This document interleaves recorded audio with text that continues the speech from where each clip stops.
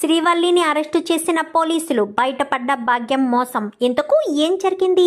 అసలు శ్రీవల్లిని పోలీసులు అరెస్టు చేయడం ఏంటి, భాగ్యం మోసం బయటపడడం ఏంటి, ఇదంతా కూడా వీడియోలో చూసి తెలుసుకునేద్దాం. ఇల్లు ఇల్లాలు పిల్లలు అప్కమింగ్ ఎపిసోడ్స్లో ఏం జరగబోతుందో ముందుగా తెలుసుకోవాలి అనుకుంటే వీడియోని లైక్ చేసి ఛానల్ని సబ్స్క్రైబ్ చేసుకోండి. మొత్తం మీరు చూసుకున్నట్లయితే ఇంకా భాగ్యం వాళ్ళు అంతా ప్లాన్ చేస్తే తీరా మోసి ఆ పచ్చడి ఉప్పు అది కలిపేయడంతో ఇంకా ప్లాన్ బెడిసి కొట్టిందని ఆ కోపాన్ని ఏదో రకంగా తీర్చుకోవాలి, ఆ నర్మదని ప్రేమని వదిలిపెట్టకూడదని ఇద్దరు కలిసి అనుకుంటారు. ఇద్దరు కలిసి అనుకున్న వాళ్ళు కాస్త వాళ్ళని ఏదో ఒకటి చెయ్యాలమ్మడు అని చెప్పాను, కానీ వాళ్ళని మనమేం చేస్తామమ్మా, నోరు మూసుకుని మన అదుపాజ్ఞల్లో మనం ఉండడం కంటే వేరే ఆప్షనే లేదు.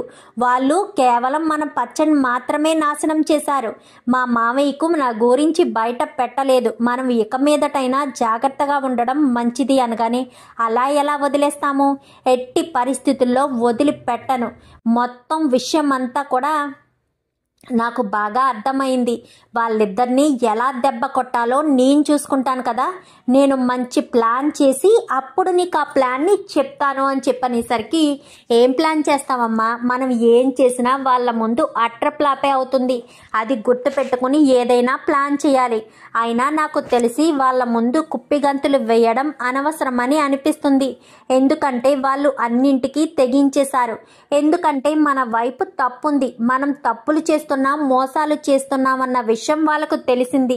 ఇప్పుడు మనం కంట్రోల్లో ఉండకపోతే మాత్రం తర్వాత ఇబ్బంది పడాల్సి వస్తుందని నాకు అనిపిస్తుంది అని చెప్పనేసరికి అలా అని కాదు అమ్మడు అని చెప్పాను. కానీ చూడమ్మా, మనం ఇప్పటికే మోసం చేసాం, కాదు కూడదని మనం ఏదైనా చెయ్యాలి అనుకున్నామే అనుకో, వాళ్ళు తెగించి నిజాన్ని బయట పెట్టేస్తారు. ఆ తర్వాత ఇష్టం అని చెప్పనేసరికి చేస్తాను, ఏదో ఒకటి నేనే చేస్తాను అని చెప్పి ఇంకా భాగ్యం కాస్త ఆలోచిస్తుంది. అలా ఆలోచించిన భాగ్యం ఇంకా నర్మద వల్ల ప్రేమ వల్ల తనకు అడుగడుగున ఆటంకాలే కలుగుతున్నాయని, నర్మదను ప్రేమను ఏదో ఒకటి చెయ్యాలి అని ఆలోచిస్తున్న భాగ్యానికైతే ఒక ఆలోచన అయితే వస్తుంది. అది ఏంటంటే నా ప్రేమను కిడ్నాప్ చేయాలి అన్న ఆలోచన. ఎందుకంటే ప్రేమ వల్ల కూడా ఎక్కువ బాధ ఉంది కదా నా వల్లికి, సో ప్రేమను కిడ్నాప్ చేసేస్తే ఎలాంటి ఇబ్బంది ఉండదు, నర్మదకి తెలివితేటలు ఎక్కువ, ఎలా అయినా తప్పించుకుని వెళ్ళిపోతుంది, అదే ప్రేమనైతే మాత్రం వదిలిపెట్టకూడదు అని చెప్పి అనుకుంటారు. అనుకున్న వాళ్ళు కాస్త ఇంకా ప్రేమ రోజు కాలేజీకి వెళ్తుంది కదా, కాలేజీకి వెళ్ళడం రావడం ఇదంతా కూడా అబ్జర్వ్ చేస్తుంది. చెప్తూనే ఉంటాడు ఆనందరావు, వద్దు ఆవిడ గారండి, వాళ్ళ జోలికి వెళ్లకుండా ఉండడమే మంచిదండి, అమ్మడు చెప్పినట్టుగా వాళ్ళ జోలికి వద్దండి అనగానే మీరు ఊరుకోండి, నాకు ఏం చేయాలో తెలుసు, ఎలా చేయాలో తెలుసు, నేను చేస్తాను కదా, మీరు కొంచెం సైలెంట్గా ఉంటే అప్పుడు చెప్తాను వీళ్ళ పని. వీళ్ళు నన్ను బాగా లోకు చేసి నన్ను తక్కువ చేసి చెయ్యాలి అని చూస్తున్నారు, తక్కువ చేసి నన్ను ఇబ్బంది పెట్టాలని చూస్తున్నారు, వీళ్ళను మాత్రం ఎట్టి పరిస్థితుల్లోనూ వదిలిపెట్టను, చెప్తాను వీళ్ళ పని అని చెప్పి అని ప్లాన్ చేసింది. కాస్త అబ్జర్వ్ చేయడం మొదలుపెట్టింది కదా ప్రేమను. ఇంకొక రోజు అయితే ప్రేమ ఒకటి నడుచుకుంటూ సింగిల్ రోడ్లో వెళ్తూ ఉంటుంది. వెనకాల ఆనందరావు వీళ్ళు ఇద్దరు కూడా మారు వేషాలు వేసుకుని వస్తారు. అంటే ఒకవేళ చూసినా గుర్తుపట్టకుండా ఉండడం కోసం మారు వేషాలు వేసుకుని వెనకాలే బురకాలు వేసుకుని ఇద్దరు కూడా ఫాలో అవుతారు. ఇదేంటి ఈ వేషధారణ ఏమో తేడాగా ఉంది, వీళ్ళని చూస్తే ఎక్కడో చూసినట్టు అనిపిస్తుంది, ఈ బాడీలు ఈ హైట్లు అనుకుంటూనే ప్రేమ నడుచుకుంటూ వెళ్ళేసరికి ఇంకా ఒక చోట ఆగి, ఎవరు మీరు నన్నెందుకు ఫాలో అవుతున్నారు, కాలేజీ దగ్గర నుంచి నేను అబ్జర్వ్ చేస్తున్నారు, మీరు నన్ను ఫాలో అవుతున్నారు, ఎందుకు ఫాలో అవుతున్నారు అని చెప్పనేసరికి ఎందుకు ఫాలో అవుతున్నామా ఇందుకే అన్నట్టుగా పక్క నుంచి ఇంకో గొరక వేసుకుని వాళ్ళు కాస్త వచ్చేసి మొహం మీద కర్చీఫ్ పెట్టేస్తుంది.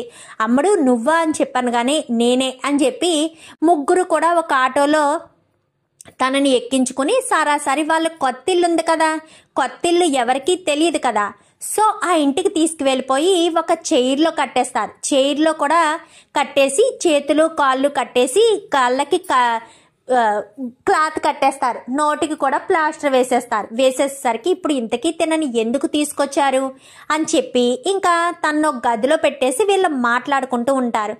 కొన్ని రోజులు ఇలాగే దీన్ని బంధించేసి వీళ్ళ నాన్నని డబ్బుల కోసమో లేక మీ మామయ్య గారిని డబ్బుల కోసమో బ్లాక్మెయిల్ చేశామే అనుకో, అప్పుడు మీ మామగారు డబ్బులు ఇస్తాడు కదా, ఆ డబ్బులతో మేము బిజినెస్ స్టార్ట్ చేయడంతో పాటు ఆ బండోడు ప్రాబ్లం కూడా క్లియర్ చేసేయచ్చు. ఈ కిడ్నాప్ చేస్తేనే ఈ ప్రాబ్లం ఉండదు అని చెప్పి వెంటనే వీడియో తీసి ఒక కొత్త ఫోను కొత్త సిమ్ము తీసుకుని వీడియో తీసి ఆ వీడియోను కాస్త రామరాజుకి పంపించేసరికి ఇంకా వీళ్ళు గది లోపల మాట్లాడుకుంటే మాత్రం అది ఏమన్నా పెద్ద బంగ్లానా, ఒకళ్ళ గదిలో మాట్లాడుకునే మరొక గదిలోకి వినబడకుండా ఉండడానికి వినబడుతూ ఉంటాయి. బయట వీళ్ళ మాట్లాడుకున్నవి అన్నీ వినబడుతూనే ఉంటాయి ప్రేమకైతే. ఇది వాయిస్ ఎవరిది? భాగ్యం పిన్నిది కదా, ఇది ఆనందరావు బాబాయ్ది కదా, అంటే కావాలని నన్ను కిడ్నాప్ చేశారన్నమాట, డబ్బులు డిమాండ్ చేస్తున్నారన్నమాట. వీళ్ళని క్షమించి వదిలేయమని నర్మదక్క చెప్పింది. వీళ్ళను మాత్రం ఎట్టి పరిస్థితుల్లోనూ వదిలేయకూడదు, వీళ్ళ తిక్క తీరుస్తాను అని చెప్పనేసరికి అమ్మోయ్ మామయ్య గారికి మనం పంపించిన వీడియో వచ్చేసింది అని చెప్పనేసరికి ఓహో వల్లి అక్క కూడా ఇందులో ఉందా, దీన్ని ముందు అరెస్టు చేయించి ఇంట్లోంచి బయటకు గెంటిచ్చేస్తేనే కానీ బుద్ధి జ్ఞానం రాదు, మరి ఎంత అడిగావు అని చెప్పాను. కానీ మామయ్య గారు ఇప్పుడు ఫోన్ చేస్తారు నీకు అని చెప్పనేసరికి ఫోన్ వస్తుంది. ఫోన్ వచ్చేసరికి మాకు 50 లక్షలు కావాలి అని అంటారు. అంత మా మామయ్య గారి దగ్గర ఉండవే అని చెప్పనేసరికి ఏలో రకంగా రైస్ మిల్లు తాకట్టెట్టయినా తీసుకొస్తాళ్లే, ఇల్లు రైస్ మిల్లు ఉంది కదా అని చెప్పనేసరికి 50 లక్షలు కావాలి.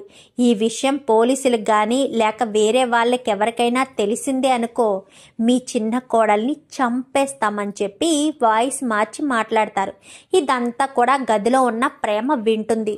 ఓహో 50 లక్షలే, చంపేస్తారా, చెప్తాను వీళ్ళ పని, ఏం చేయాలో అది చేస్తాను అనేసరికి అమ్మడు మనం డబ్బులు వస్తున్నాయి కదా, మనం చక్కగా బయటికి వెళ్ళి వేళటికి ఫుడ్ తిందాము, ఇప్పుడు ఎందుకమ్మా అని చెప్పాను. కానీ తాళం వేసి పోదాము అని చెప్పనేసరికి సరే అని చెప్పి ఇంకా ఆ ఫోన్ని వాళ్ళు ఇంట్లోనే వదిలేసి తాళం వేసుకుని వెళ్ళిపోయేసరికి ఇంకా ఆల్రెడీ దీని జోలికి రారు, గదిలోనే ఉంటుంది. టైం టు టైం ఫుడ్ తీసుకొచ్చి ఏం మాట్లాడకుండా నోరు మాత్రమే తెరిచి తినిపించేసి వెళ్ళిపోతూ ఉంటారు.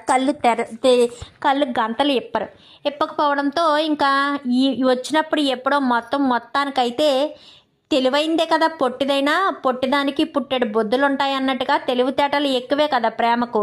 కట్లు ఇప్పేసుకుని బయటకు వద్దామంటే డోర్ రాదు.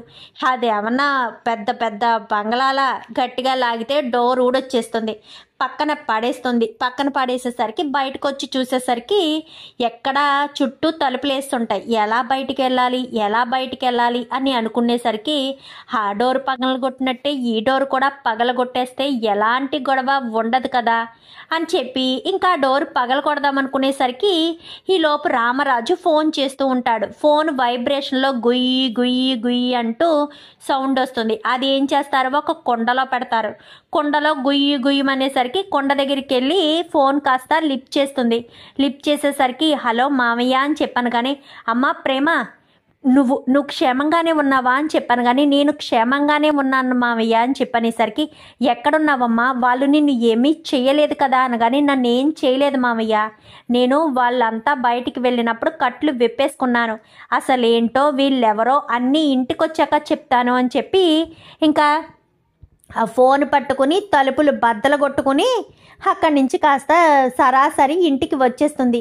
వీళ్ళ ముగ్గురు హ్యాపీగా రెస్టారెంట్కి వెళ్ళి రెస్టారెంట్లో ఫుల్గా భోజనాలు చేసి తీరుబాటుగా ఇంటికి బయలుదేరి వచ్చేసరికి ప్రేమ కాస్త తప్పించుకుని ఇంటికి వెళ్ళిపోయేసరికి అమ్మ ప్రేమ అని చెప్పాను. కానీ అత్తయ్య అక్క అని చెప్పాను. కానీ అమ్మ ప్రేమ నిన్ను కిడ్నాప్ చేసిన వాళ్ళు ఎవరు నీకేమైనా తెలుసా, అసలు వాళ్ళ నుంచి ఎలా తప్పించుకున్నావు అనగానే కిడ్నాప్ చేసింది ఎవరో తెలుసా మామయ్య, వల్లి అక్కాళ్ళు అని చెప్పాను. కానీ ఏంటి ప్రేమ, ఏం మాట్లాడుతున్నావు అనగానే, అవును, నేను కాలేజీ నుంచి వస్తుంటే ముగ్గురు బురకా వేసుకుని నా వెనకాల ఫాలో అవుతూ వచ్చారు. నాకు వాళ్ళు మత్తిచ్చి ఒక ఇంటికి తీసుకెళ్ళి గదిలో పెట్టేసి నాకు కళ్ళకి గంతులు, నోటికి ప్లాస్టర్ వేసేసి చేతులు కట్టేసి ఒక కుర్చీలో వదిలేశారు. కానీ వాళ్ళు బయట మాట్లాడుకున్న ప్రతి మాట విన్నాయి. మిమ్మల్ని 50 లక్షలు అడిగారు కదా మామయ్య అని చెప్పనేసరికి అవును అని చెప్పాను. కానీ వల్లి అక్కాళ్ళే, వాళ్ళని మాత్రం ఎట్టి పరిస్థితుల్లో వదిలిపెట్టకూడదు. మీకు వాళ్ళ గురించి తెలియని చాలా విషయాలు ఉన్నాయి మామయ్య. వాళ్ళు మీరు అనుకుంటున్నట్టు కోటీశ్వర్లు కాదు. మనల్ని ముందు నుంచి మోసం చేస్తూ వచ్చారు. వాళ్ళు కావాలనే మనల్ని మోసం చేశారు. వాళ్ళు అసలు కోటీశ్వర్లే కాదు మామయ్య అని చెప్పాను. కానీ ఏంటమ్మా చెప్పేది నువ్వు అని చెప్పాను. కానీ అవును మామయ్య, వాళ్ళు కోటీశ్వర్లని చెప్పి మనల్ని మోసం చేశారు. వాళ్ళకి ఎలాంటి ఆస్తి లేదు. వాళ్ళన్నీ అబద్ధాలు చెప్పారు. ప్రతి ఒక్కటి మోసమే. పెళ్లి చేసిన డబ్బులు కూడా వాళ్ళు చందు బావ గారి దగ్గర నుంచి తీసుకున్న డబ్బులంట అని చెప్పాను. కానీ ఏంట్రా చందు, ప్రేమ చెప్పేది నిజమేనా అనగానే, అవును నాన్న, నేనే సేటుని అడిగి 10 లక్షల రూపాయలు అప్పిచ్చాను. వాళ్ళు మళ్ళీ తర్వాత ఇచ్చేశారు అనగానే, ఆ 10 లక్షలు ఎక్కడి నుంచి తీసుకొచ్చి ఇచ్చారో తెలుసా బావగారు? మా అత్తాళ్ళ దగ్గర నుంచి. మా పెద్దత్త ఇచ్చింది. ఎందుకు ఇచ్చిందో తెలుసా? అమూల్యను ఆ విశ్వగాడిని ఇద్దరిని ఒకటి చేస్తామని వీళ్ళు చెప్పడం వల్లే మా పెద్దత్త 10 లక్షల రూపాయలు ఇచ్చింది. అమూల్యను విశ్వక్ని ఒకటి చేయడం ఏంటమ్మా అనగానే, అమూల్యం మీద కక్ష సాధించడం కోసం, మీ మీద పగ తీర్చుకోవడం కోసం అమూల్యను ట్రాప్ చేశారు. అమూల్యను పెళ్లి చేసుకుని ఆ ఇంటికి తీసుకెళ్లి విశ్వక్ అమూల్యను ఇబ్బంది పెట్టాలని వాళ్ళ ప్లాన్ వీళ్ళకు తెలుసో తెలియదు కానీ వాళ్ళ ప్లాన్లో వీళ్ళు ఇరుక్కుని 10 లక్షల రూపాయలు తీసుకున్నారు. విశ్వకేమో అస్తమాను ఫోన్ చేసి అమూల్యను బయటికి తీసుకురా, అక్కడికి తీసుకురా, ఇక్కడికి తీసుకురా అంటూ చెప్తున్నాడు. ఇవన్నీ కూడా వాళ్ళు బయటుండి మాట్లాడుకున్నారు మామయ్య గారు. వల్లి అక్క చాలా కుట్రలు కుతంత్రాలు చేసింది. పైకు కనిపించేంత మంచిదైతే కాదు మామయ్య గారు. అబద్ధాలు చెప్పారు. ప్రతి ఒక్క విషయం కూడా అబద్ధాలే, మోసాలు చేస్తూ వచ్చారు.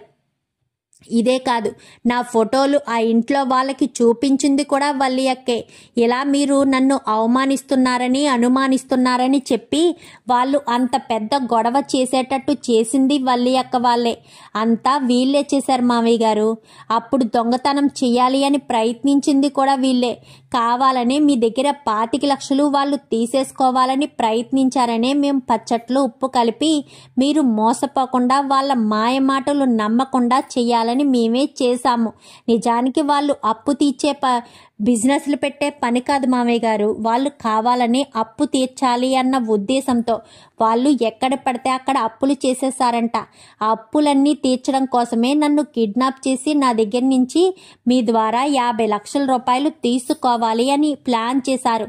ఈ ప్లాన్లన్నీ వాళ్ళని బయటుండి మాట్లాడుకోవడంతో నేను లోపల కట్టేసిన నాకు మాటలు వినిపించాయి. వల్లి అక్కను అస్సలు వదిలిపెట్టను. పోలీస్ కంప్లైంట్ ఆల్రెడీ ఇచ్చాననగానే, తప్పకుండా ఇవ్వాలమ్మా, ఎలాంటి మోసగాళ్ళని అస్సలు వదిలిపెట్టకూడదు అని చెప్పి ఇంకా అనుకుంటూ ఉండగానే వీళ్ళిద్దరూ కాస్త ఇంటికి వచ్చేస్తారు. వల్లి ఇంటికి వెళ్లకుండానే డైరెక్ట్ ఇక్కడికి వచ్చేస్తుంది. వల్లి ఇంటికి వెళ్తే ప్రేమ తప్పించుకుందన్న విషయం తెలుస్తుంది. కానీ వెళ్లకుండా ఇక్కడికి వచ్చేయడం వల్ల తప్పించుకుందన్న విషయం తెలియక సరాసరి ఇంటికి వచ్చేసేసరికి, బాగున్నావా వల్లి అక్క, నిన్ను చూసి 2 రోజులు అయిపోయింది అంటూ ప్రేమ మాట్లాడేసరికి ఒక్కసారిగా షాక్ అయిపోతుంది. అమ్మ ప్రేమ, నువ్వెలా తప్పించుకున్నావు కిడ్నాపర్స్ దగ్గర నుంచి? నిన్ను కిడ్నాప్ చేశామని చెప్పారు కదా, 50 లక్షల రూపాయలకి కిడ్నాప్ చేశారు కదా అని చెప్పనేసరికి చెంప పగలగొడుతుంది ఇంకా వేదవతి అయితే. నేనేం తప్పు చేశాను అత్తయ్య అనగానే, కిడ్నాప్ చేసింది నువ్వు మీ అమ్మ వాళ్ళని మాకు తెలియదు అనుకుంటున్నావా? గదిలో తనను బంధించి బయట మీరు మాట్లాడుకుంటే వినబడదనుకున్నావా? మీరు చేసిన కుట్రలు తెలిసిపోయా, మీరు చేసిన మోసాలు అన్నీ మాకు తెలిసిపోయా. ఇంకా మీరు మమ్మల్ని ఏమీ మోసం చేయలేరు, మీరు మా నుంచి ఏమీ దాచిపెట్టలేరు అని చెప్పనేసరికి, అది అత్తయ్య అని చెప్పాను. కానీ ఏంటి ఇంత మోసం చేస్తారా ఏంటి? నా ఇంటి కోడల్ని, నా మేన కోడల్ని కిడ్నాప్ చేసి చేసి మా ఆయన్ని 50 లక్షల రూపాయలు అడుగుతారా, నిన్ను మాత్రం వదిలిపెట్టము అని చెప్పాను. కానీ రామరాజు గారు అంటూ పోలీసులు కాస్త వస్తారు. రండి ఇన్స్పెక్టర్, మేమే కంప్లైంట్ చేశాము, మీ చిన్న కోడల్ని కిడ్నాప్ చేశారంట కదా అని చెప్పాను. కానీ తను తప్పించుకు వచ్చేసింది, ఆ కిడ్నాప్ చేసిన వాళ్ళు వీళ్ళే అని చెప్పి వల్లిని కాస్త అరెస్ట్ చేయించేసరికి మామయ్య అని చెప్పాను. కానీ ఇంకా చాలు, వాళ్ళు నాకు ఫోన్ చేసిన ఫోన్ కూడా ఇదిగోండి ఇదే, వీళ్ళే కిడ్నాప్ చేసి ఆ వీడియో తీసి ఈ ఫోన్ నుంచే నాకు పంపించారు, ఇదిగోండి ఇన్స్పెక్టర్ ఆ ఫోను అని చెప్పి ఆ ఫోన్ని ఇటు రామరాజు ఫోన్ని రెండు చెక్ చేస్తారు. ఆ ఫోన్ నుంచే కదా ఈ ఫోన్కి వీడియో వచ్చింది, అది కూడా చెక్ చేస్తారు. ఎందుకంటే ఆ ఫోన్లోంచే కదా తీశారు వీడియోని. ఆ ఇల్లు కూడా ఎక్కడుందో నాకు తెలిసి ఇన్స్పెక్టర్ అంటూ ఆ ఇంటికి కూడా తీసుకెళ్లేసరికి ఆ గది మొత్తం, ఈ వీడియోలో ఉన్న గది మొత్తం అబ్జర్వ్ చేసేసరికి ఆ ఇల్లే ఈ ఇల్లని తెలుసుకుని పోలీసులు ఇటు వల్లిని అటు ఆనందరావుని భాగ్యాన్ని మొత్తం ముగ్గురిని కూడా కిడ్నాప్ చేసేసి ఇంకా జైల్లో పెట్టేస్తారు.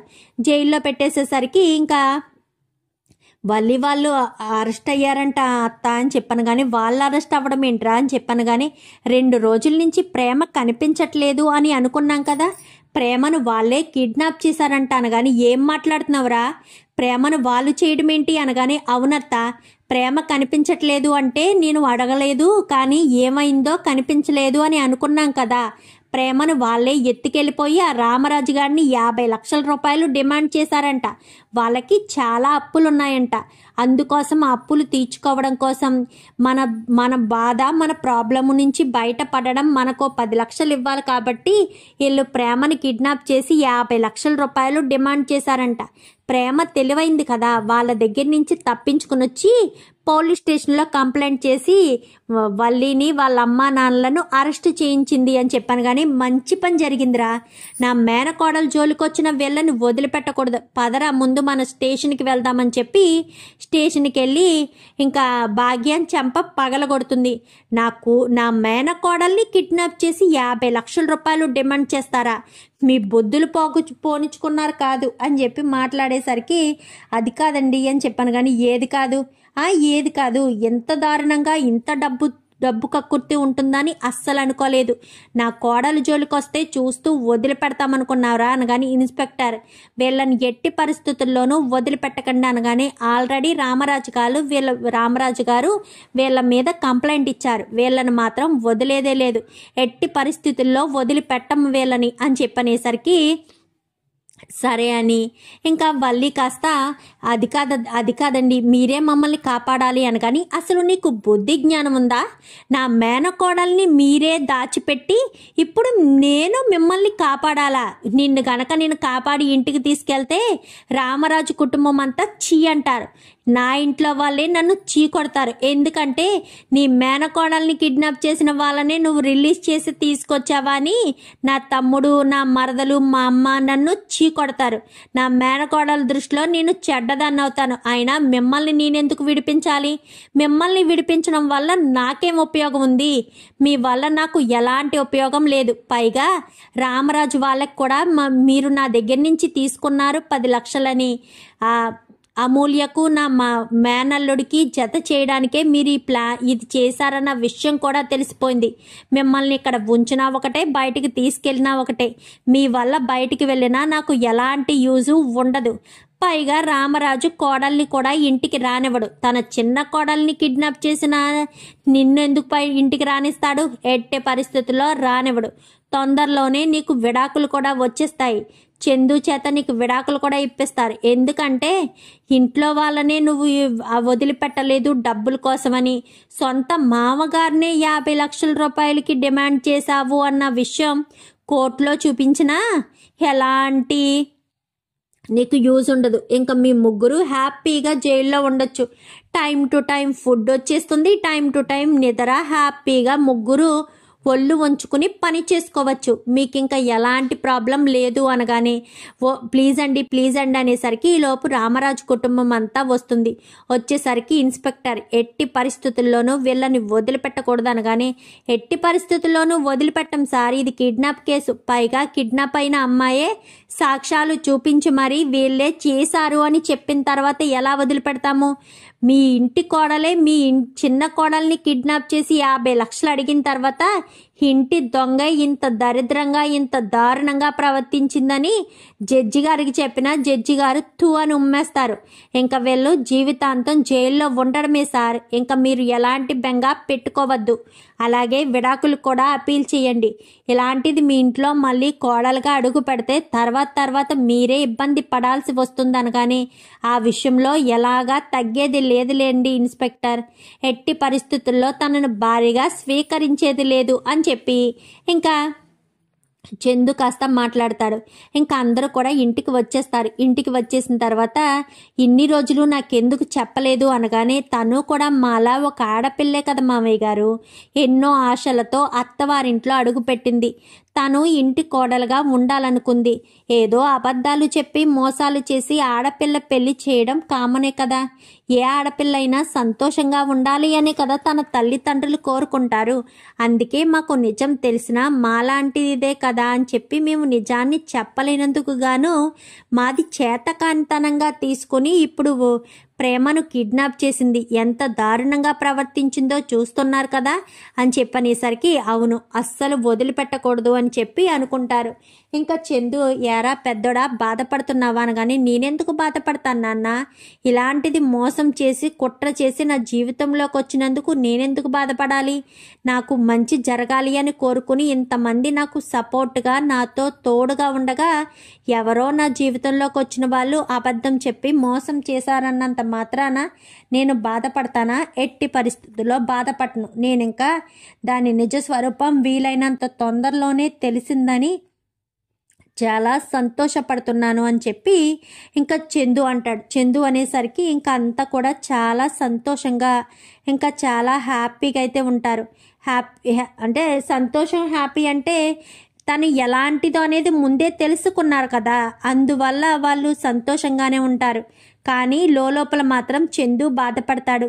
నేను ఎంత మంచిగా చూసుకున్నాను, కానీ నా భార్య ఇలా నన్ను మోసం చేస్తుందని కలలో కూడా అనుకోలేదు, ఈ రకంగా మోసం చేస్తుందని అనుకోలేదు అని చెప్పి ఇంకా